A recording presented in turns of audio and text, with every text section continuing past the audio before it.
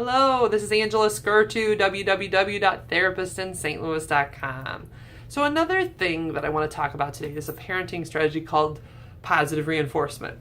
Now, parents always talk to me about what they should do if their kid does something wrong. And I do think we need guidance on what that is. What are good consequences? But I think sometimes parents miss positive consequences, positive reinforcement.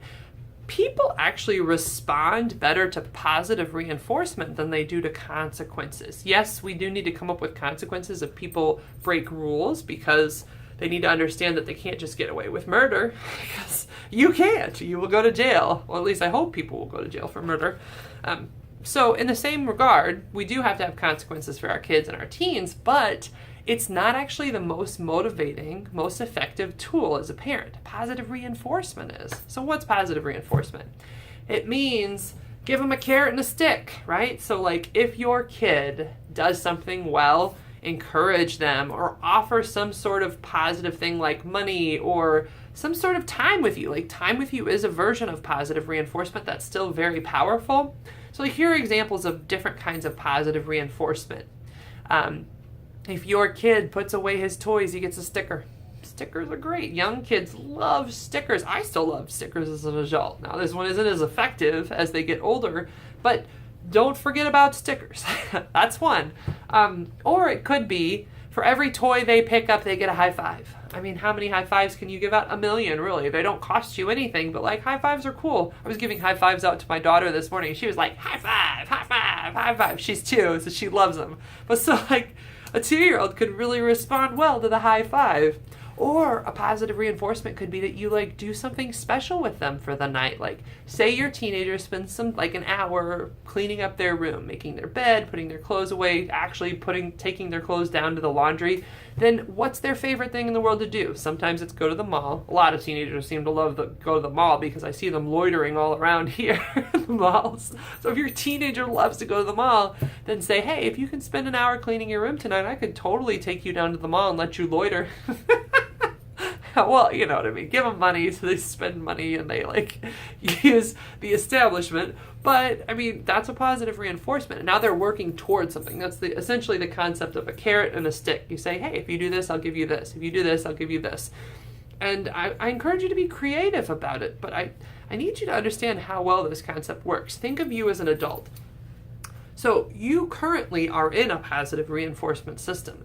You work and you get paid. Every hour you work, or every 40-hour week you work, you get a salary or you get paid hourly. That is a carrot and the stick model that is currently motivating you to go in every day and do whatever it is your boss is asking you to do. Well, the same is true of your kids. They're not like some different species just because they're younger than you. Some kids value money, some kids don't. Some kids value stickers, some kids value time, some kids value activities, but everybody has something that they care about.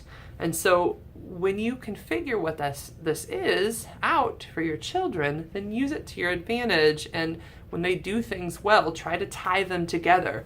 So if you can spend an hour doing your homework, then I'll give you some time watching TV. It's not you get to watch TV and then I'm trying to pull you away from the TV to do your homework. This is your reward for doing homework. You get to watch TV. Or you get to go hang out with your friends because you got your homework done. Or you get to spend time with me one-on-one because I know you barely get one-on-one time with me, by the way. One-on-one time with your kids, very important. A great positive reinforcement, especially if you have a big family. Like if you have 5 kids, 4 kids, think of how little time they get one-on-one with each of you as a parent.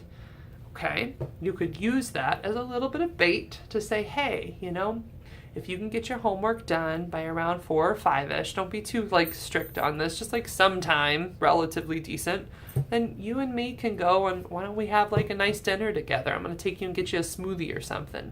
Some kids really like smoothies. I know I like smoothies. It's a motivator for me. But so those are the things that I want you to focus on. Yes, have consequences because people do need to understand that there are boundaries and that if you do things to hurt each other, that there will be consequences for those actions. But kids need just as many positive motivators, if not more positive motivators, than they need those negative consequences. And the more that you can give them attention for the positive things they do, the less you have to really dole out a lot of consequences. Because really, I think a lot of times your kids do want to make you happy and they do want attention from you, and they're going to get the attention whatever way they can. And sometimes parents are just getting in this cycle, a negative cycle with their kids, where basically the only way their kids get attention is when they do something wrong. Oh, a lot of parents are in that place. So what you need to do is try to turn them towards positive things and notice when they're doing good things so that they start to recognize that you care about them. So anyhow, this has been Angela Skurtu at www.therapistintstlouis.com. If you need help, you want to make an appointment, please do. I'm always here for you. Thank you.